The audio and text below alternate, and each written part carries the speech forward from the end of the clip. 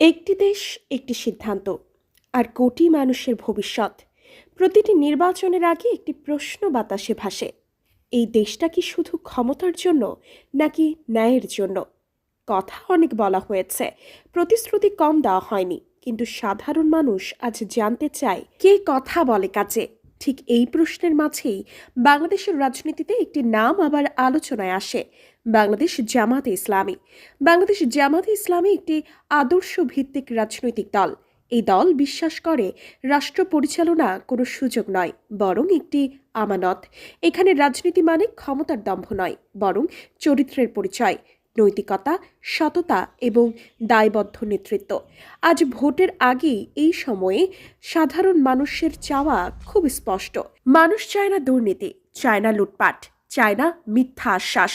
মানুষ চায় ন্যায় বিচার, নিরাপদ সমাজ এবং এমন নেতৃত্ব যার কথা ও কাজে এক।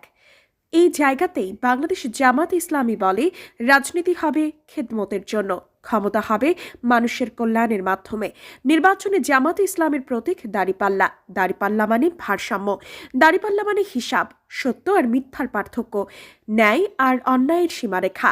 এই প্রতীক শুধু একটি চিহ্ন নয়, এটি একটি দর্শন, একটি অঙ্গীকার, সঠিক সিদ্ধান্ত নেওয়ার।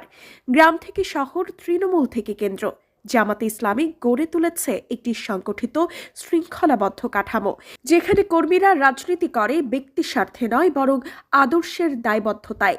আজ ভোটের আগের এই মুহূর্তে বাংলাদেশ আবার সিদ্ধান্তের সামনে দাঁড়িয়ে।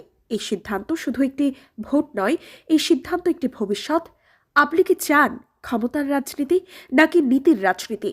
বাংলাদেশের জামাতে ইসলামী বিশ্বাস করে, ভবিষ্যতের বাংলাদেশে গড়তে হলে দরকার সৎ নেতৃত্ব, দরকার ন্যায়ভিত্তিক রাষ্ট্র।